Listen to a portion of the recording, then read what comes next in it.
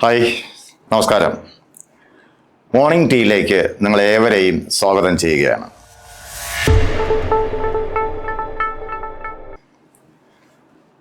Morning tea നിങ്ങൾക്കായിട്ടൊരു പുതിയ അറിവ് സമ്മാനിക്കുകയാണ്. ഇന്ന് എന്നോടൊപ്പം ഒരു ചായ കുടിച്ചുകൊണ്ട് പുതിയ അറിവ് നമുക്ക് സമ്പാദിക്കാം.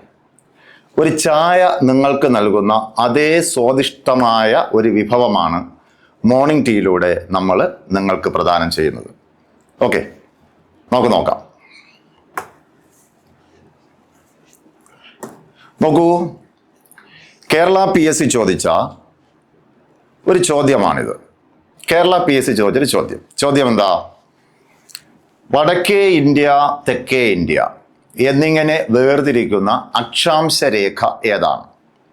ചോദ്യം ഒന്നുകൂടെ. നിരവധി തവണ ഈ ചോദ്യം PSC ചോദിച്ചിട്ടുണ്ട്. ചോദ്യം എന്താണ്? വടക്കേ ഇന്ത്യ, തെക്കേ ഇന്ത്യ എന്നിങ്ങനെ വേർതിരിക്കുന്ന അക്ഷാംശ രേഖ ഏതാണ്? അപ്പൊ നമ്മൾ അക്ഷാംശ രേഖ, രേഖാംശ രേഖ എന്നൊക്കെ പറയുമ്പോൾ വെറുതെ അങ്ങ് പറഞ്ഞു പോയാൽ പോരല്ലോ. അത് നമ്മൾ മനസ്സിലാക്കണം. നിങ്ങൾക്ക് അറിയാമായിരിക്കും, എന്നാലും നോക്കൂ. ഇത് നമ്മുടെ ഭൂമിയിൽ നമ്മളിങ്ങനെ വരയ്ക്കുന്ന രേഖകളെയാണ് എന്താ പറയുന്നത്? അക്ഷാംശ രേഖകളെന്നും, അതേസമയം നമ്മൾ ഇങ്ങനെ വരയ്ക്കുന്ന സാങ്കല്പിക രേഖകളെ എന്തെന്നും പറയും? ഇതിനെ രേഖാംശ രേഖ എന്നും പറയും. അക്ഷാംശ രേഖ, രേഖാംശ രേഖ അല്ലെ? ഇത് യഥാർത്ഥത്തിൽ വരയ്ക്കുന്നതല്ല, സാങ്കല്പിക രേഖയാണ്. പക്ഷെ അളന്ന് വെച്ചിട്ടുണ്ട്. ഇന്ന സ്ഥലത്തൂടെ ഇത്ര ഡിഗ്രിയുള്ള അക്ഷാംശ രേഖ പോകുന്നുണ്ടോ എന്ന് വെച്ചിട്ടുണ്ട് അല്ലെ? അതുപോലെ ഇന്ന സ്ഥലത്തൂടെ ഇത്ര ഡിഗ്രി രേഖാംശ രേഖ പോകുന്നു. പക്ഷെ വരയ്ക്കാൻ പറ്റില്ല ഭൂമിയിൽ. അപ്പൊ നമ്മൾ ഇവിടുത്തെ ചോദ്യം എന്താ? ഇന്ത്യയെ വടക്കേ ഇന്ത്യ എന്നും തെക്കേ ഇന്ത്യ എന്നും വേർതിരിക്കുന്ന അക്ഷാംശ രേഖ ഏതാണ്? നോക്കാം ഓപ്ഷൻസ്. ഇത് പ്രീവിയസ് ആണ്, ശ്രദ്ധിക്കുക. നമ്മൾ പ്രീവിയസ് ക്വസ്റ്റ്യൻസ് ആണ് മോർണിംഗ് ടീയിലൂടെ പറയുന്നത്. ഓക്കെ, ഒന്നാമത്തെ ഓപ്ഷൻ ദക്ഷിണായന രേഖ എന്നാണ്. അത് തെറ്റാണ്. നമുക്കത് സമർത്ഥിക്കാം. എങ്ങനെയാണെന്ന് നോക്കാം. രണ്ടാമത്തത് ഉത്തരായന രേഖ എന്നാണ്. ഉത്തരായന രേഖയാണ് ആൻസർ, കറക്റ്റ്. മൂന്നാമത്തെ നോക്കാം, ഗ്രീനിച്ച് രേഖ എന്നാണ്. അത് തെറ്റാണ്. ഭൂമധ്യ രേഖയും അല്ല. അപ്പൊ ഇവിടെ ഇന്ത്യയിലൂടെ കടന്നു പോകുന്ന പ്രധാനപ്പെട്ട അക്ഷാംശ രേഖ ഏത് എന്ന് ചോദിച്ചാൽ ഉത്തരായന രേഖയാണ്. ഈ ഉത്തരായന രേഖയാണ് ഇന്ത്യയെ വടക്കേ ഇന്ത്യ എന്നും തെക്കേ ഇന്ത്യ എന്നും വേർതിരിക്കുന്നത്. നോക്കൂ, ഞാനൊന്ന് വരയ്ക്കാൻ പോവുകയാണ് കേട്ടോ. ഇതാ ഇവിടെ ഗുജറാത്തിൽ തുടങ്ങി ഇങ്ങനെ പോവുകയാണ്. ഇതാണ് നമ്മുടെ ഏത് രേഖ? ഉത്തരായന രേഖ. ഈ ഉത്തരായന രേഖ ഡിഗ്രി അളവ് ചോദിക്കാം. ചിലപ്പോൾ ഈ ഒരു ചോദ്യം ചോദിച്ചിട്ട് ദക്ഷിണായന രേഖയെന്നോ ഉത്തരായന രേഖയെന്നോ ഒന്നും തരാതെ ഡിഗ്രി അളവ് തരും. അങ്ങനെയാണെങ്കിൽ ഈ ഉത്തരായന രേഖയുടെ ഡിഗ്രി അളവ് എത്രയായിരിക്കും? 23.5 ഡിഗ്രി വടക്ക് അക്ഷാംശ രേഖ എന്ന് പറയും. എന്താ ഇതിൻ്റെ മറ്റൊരു പേര്? 23.5 ഡിഗ്രി നോർത്ത്. ഇതിനെയാണ് നമ്മൾ ഉത്തരായന രേഖ എന്ന് പറയുന്നത്. അതുപോലെ തന്നെ ദക്ഷിണായന രേഖയുണ്ട്. അപ്പൊ ദക്ഷിണായന രേഖ എങ്ങനെയായിരിക്കും? നോക്കൂ, ഇത് ഭൂമധ്യ രേഖ. ഭൂമധ്യ രേഖയിൽ നിന്നും 23.5 ഡിഗ്രി വടക്കാണ് ഉത്തരായന രേഖ. അങ്ങനെയാണെങ്കിൽ ഭൂമധ്യ രേഖയിൽ നിന്നും 23.5 ഡിഗ്രി തെക്ക് എന്തുണ്ടായിരിക്കും? ദക്ഷിണായന രേഖയുണ്ടായിരിക്കും. അപ്പൊ ദക്ഷിണായന രേഖയുടെ ഡിഗ്രി അളവ് എത്രയായിരിക്കും? 23.5 ഡിഗ്രി സൗത്ത് ആയിരിക്കും. ഭൂമധ്യ രേഖയുടെ തെക്ക്, ഭൂമധ്യ രേഖയുടെ വടക്ക്. ക്ലിയർ ആണല്ലോ? അപ്പോൾ ഇന്ത്യയിലൂടെ പാസ് ചെയ്യുന്ന എല്ലാ അക്ഷാംശ രേഖകളും എന്തായിരിക്കും? ഭൂമധ്യ രേഖയുടെ വടക്കുള്ള അക്ഷാംശ രേഖയായിരിക്കും. അപ്പൊ എല്ലാം നോർത്താണ്. കാരണം നമ്മൾ സ്ഥിതി ചെയ്യുന്നത് ഭൂമധ്യ രേഖ, ഇന്ത്യ സ്ഥിതി ചെയ്യുന്നത് ഭൂമധ്യ രേഖയുടെ വടക്കാണ്. അപ്പൊ ഇന്ത്യയിലൂടെ പാസ് ചെയ്യുന്ന എല്ലാ അക്ഷാംശ രേഖകളും നോർത്ത് അക്ഷാംശ രേഖകളായിരിക്കും. നമ്മുടെ രാജ്യം ഭൂമധ്യ രേഖയ്ക്ക് തെക്കായിരുന്നെങ്കിലോ നമ്മുടെ ഇന്ത്യയിലൂടെ കടന്നു പോകുന്ന എല്ലാ അക്ഷാംശ രേഖകളും സൗത്ത് അക്ഷാംശ രേഖ, അല്ലെങ്കിൽ തെക്ക് അക്ഷാംശ രേഖയായിരിക്കും. ക്ലിയർ ആവണേ? ഒന്നുകൂടെ ഞാൻ പറയാം. ഇന്ത്യയിലൂടെ കടന്നു പോകുന്ന ഏറ്റവും പ്രധാനപ്പെട്ട അക്ഷാംശ രേഖയാണ് ഈ പറയുന്ന ഉത്തരായന രേഖ. ഈ ഉത്തരായന രേഖ എന്ത് ചെയ്യുന്നു? ഇന്ത്യയെ വടക്കേ ഇന്ത്യ എന്നും തെക്കേ ഇന്ത്യ എന്നും രണ്ടായിട്ട് തിരിക്കുന്നുണ്ട്. അല്ലെ? അപ്പൊ ഇന്ത്യയെ വടക്കേ ഇന്ത്യയെന്നും തെക്കേ ഇന്ത്യയെന്നും രണ്ടായി തിരിക്കുന്ന അക്ഷാംശ രേഖ എന്ന് ചോദിച്ചാൽ ഉത്തരായന രേഖയാണ്. ഉത്തരായന രേഖയുടെ ഡിഗ്രി അളവത്ര 23.5 ഡിഗ്രി വടക്ക് അക്ഷാംശമാണ്. ഇതുപോലെ ഒന്ന് ഭൂമത്തിലേക്ക് തെക്കുണ്ട്, അത് 23 ഡിഗ്രി തെക്ക് അക്ഷാംശ രേഖ. അതും ഇന്ത്യയുമായിട്ട് ഒരു ബന്ധവുമില്ല. ദക്ഷിണായന രേഖയും ഇന്ത്യയുമായി ഒരു ബന്ധവുമില്ല. ഇതിന് ഇംഗ്ലീഷിൽ എന്താ പറയുന്നത്? നമ്മുടെ ഉത്തരായന രേഖയ്ക്ക് ഇംഗ്ലീഷിൽ പറയുന്നത് ട്രോപ്പിക് ഓഫ് ക്യാൻസർ എന്നാണ്. എന്താണ്? ഉത്തരായന രേഖയുടെ English word tropic of cancer എന്നാണ്. കഴിഞ്ഞില്ല. അപ്പൊ ഇവിടെ ഈ ഉത്തരായന രേഖ കടന്നു പോകുന്ന പ്രധാനപ്പെട്ട സംസ്ഥാനങ്ങൾ ഏതെല്ലാം? എത്ര സംസ്ഥാനങ്ങളിലൂടെയാണ് ഉത്തരായന രേഖ കടന്നു പോകുന്നത്? ഇത് പരീക്ഷയ്ക്ക് ചോദിച്ചിട്ടുണ്ട്. ഇതിനെ കണക്റ്റായി വരുന്ന ഫാക്ട്സ് ആണ് ഞാൻ പറയുന്നത്. ആൻസർ നമുക്ക് കിട്ടി. ഇന്ത്യയെ വടക്കേ ഇന്ത്യ എന്നും തെക്കേ ഇന്ത്യ എന്നും തിരിക്കുന്ന അക്ഷാംശ രേഖ ചോദിച്ചാൽ അത് ഉത്തരായന രേഖയാണ്. ഉത്തരായന രേഖയുടെ ഡിഗ്രി അളവ് നമ്മൾ കണ്ടു. എന്താ ഡിഗ്രി അളവ്? 23 ഡിഗ്രി വടക്ക് അക്ഷാംശ രേഖയാണ്. അതിന്റെ ഇംഗ്ലീഷ് വേർഡ് നമ്മൾ കണ്ടു, ട്രോപ്പിക് ഓഫ് ക്യാൻസർ എന്നാണ്. ഇനി അടുത്തേക്ക് പോകുമ്പോൾ ഈ ഉത്തരായന രേഖ ഇന്ത്യയുടെ എത്ര സംസ്ഥാനങ്ങളിലൂടെ കടന്നു പോകുന്നു എന്നുള്ളതാണ്. ഇന്ത്യയുടെ 8 സംസ്ഥാനങ്ങളിലൂടെ ഉത്തരായന രേഖ കടന്നു പോകുന്നു. ആ 8 സംസ്ഥാനങ്ങളും നമുക്കൊന്ന് കാണണം. ഏതൊക്കെയാണ് ഉത്തരായന രേഖ കടന്നു പോകുന്ന 8 സംസ്ഥാനങ്ങൾ? നോക്കൂ. ഒന്നാമത്തെ സംസ്ഥാനത്തിന്റെ പേര് ഗുജറാത്ത് എന്നാണ്. ഗുജറാത്ത്. രണ്ടാമത്തെ സംസ്ഥാനത്തിന്റെ പേര് രാജസ്ഥാൻ. ഉത്തരായന രേഖ കടന്നു പോകുന്ന മൂന്നാമത്തെ സംസ്ഥാനത്തിന്റെ പേര് മധ്യപ്രദേശ്. നാലാമത്തെ സംസ്ഥാനത്തിന്റെ പേര് ഛത്തീസ്ഗഡ് ആണ്. അഞ്ചാമത്തെ സംസ്ഥാനത്തിന്റെ പേര് ജാർഖണ്ഡാണ്. ആറാമത്തെ സംസ്ഥാനത്തിന്റെ പേര് വെസ്റ്റ് ബംഗാൾ ആണ്, പശ്ചിമ ബംഗാൾ. അവിടെ നമ്മൾ ശ്രദ്ധിക്കേണ്ടത്, നോക്കൂ, പശ്ചിമ ബംഗാൾ കഴിഞ്ഞാൽ, കണ്ടോ, ഇത് കഴിഞ്ഞാൽ ഈ രേഖ മറ്റൊരു രാജ്യത്തേക്ക് പാസ് ചെയ്യുകയാണ്, ബംഗ്ലാദേശിലേക്ക്. അപ്പോൾ ഈ 6 സംസ്ഥാനങ്ങൾ പാസ് ചെയ്തിട്ട് ഈ ഉത്തരായന രേഖ ബംഗ്ലാദേശിൽ പ്രവേശിക്കുന്നു. ബംഗ്ലാദേശിൽ പ്രവേശിച്ചിട്ട് ഇവൻ തിരിച്ച് ഇന്ത്യയിലേക്ക് വരുന്നുണ്ട്. വീണ്ടും ഇന്ത്യയിലെ 2 സംസ്ഥാനങ്ങളിലൂടെ ഇത് പാസ് ചെയ്യുന്നുണ്ട്. ഏതൊക്കെയെന്നറിയാമോ? അത് 7ാമത്തത് ത്രിപുര, 8ാമത്തത് മിസോറാം. കിട്ടിയല്ലോ. അപ്പൊ ഇവിടെ നമ്മൾ എന്താ പറഞ്ഞത്? ഉത്തരായന രേഖ അഥവാ 23.5 ഡിഗ്രി വടക്ക് അക്ഷാംശ രേഖ അഥവാ ട്രോപ്പിക് ഓഫ് ക്യാൻസർ കടന്നു പോകുന്ന ഇന്ത്യയുടെ സംസ്ഥാനങ്ങൾ ഏതെല്ലാം? 1 ഗുജറാത്ത്, അല്ലെ? ഗുജറാത്ത്. 2 രാജസ്ഥാൻ. 3 മധ്യപ്രദേശ്. 4 ഛത്തീസ്ഗഡ്. 5 ജാർഖണ്ഡ്.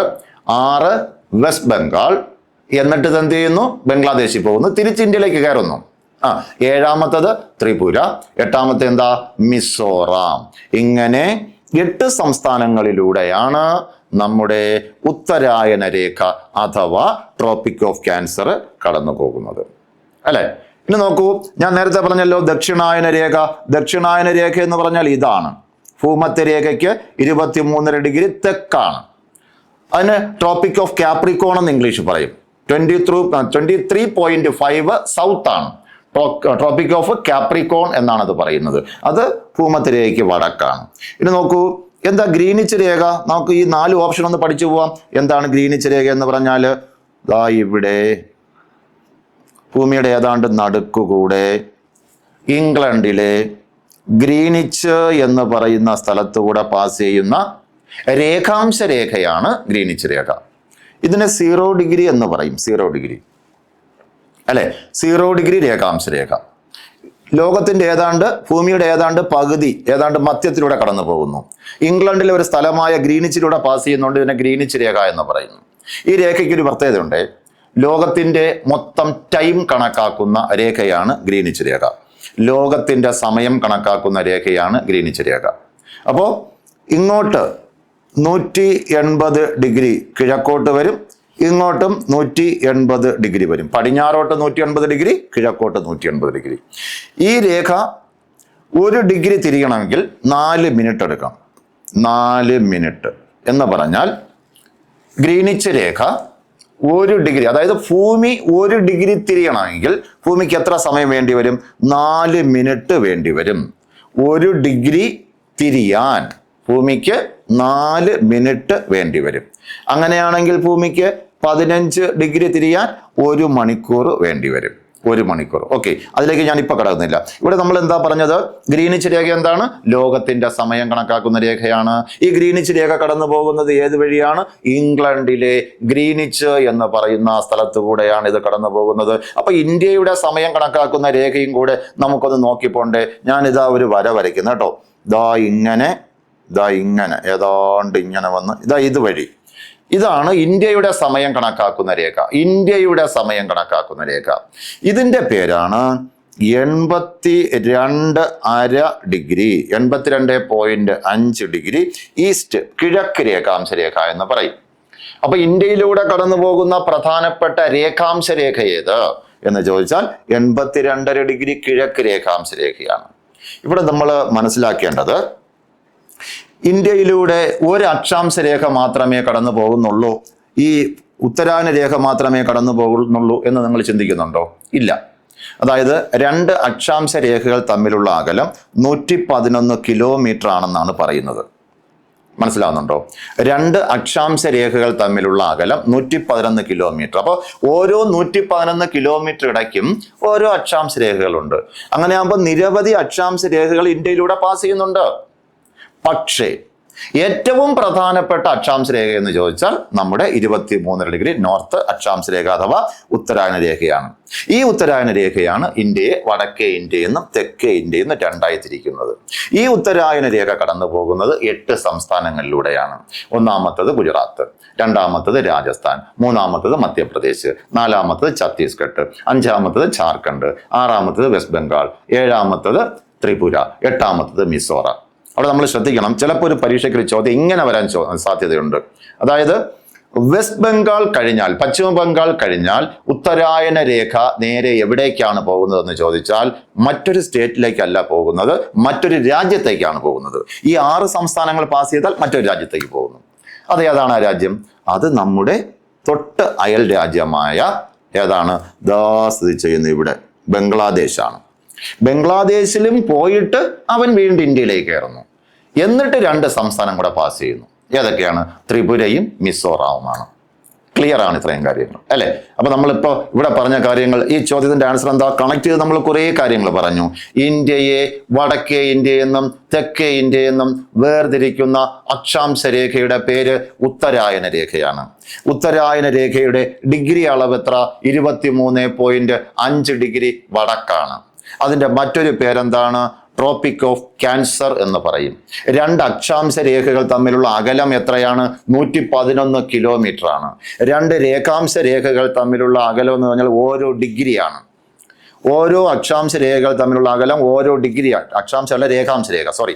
ഓരോ രേഖാംശ രേഖകൾ തമ്മിലുള്ള അകലം ഓരോ ഡിഗ്രിയാണ്. ഒന്നുകൂടെ ഞാൻ ഒന്ന് ക്ലാരിഫൈ ചെയ്തു തരാം. 2 അക്ഷാംശ രേഖകൾ തമ്മിൽ 111 കിലോമീറ്റർ അകലമുണ്ട്. ഓരോ രേഖാംശ രേഖകൾ തമ്മിൽ ഓരോ ഡിഗ്രിയാണ് അകലം വരുന്നത്. 1, 2, 3, 4.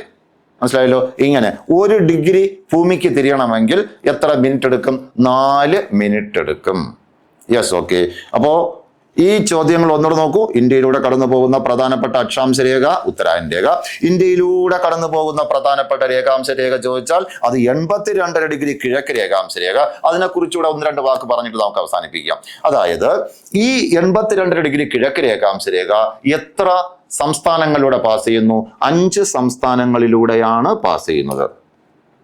അതായത് നമ്മുടെ പ്രധാനപ്പെട്ട ഇന്ത്യയുടെ സമയം കണക്കാക്കുന്ന ഈ രേഖാംശ രേഖ 5 സംസ്ഥാനങ്ങളുടെ പാസ് ചെയ്യുന്നു. ഏതൊക്കെയാവാം? ഒന്നാമത്തത് UP ആണ്, UP.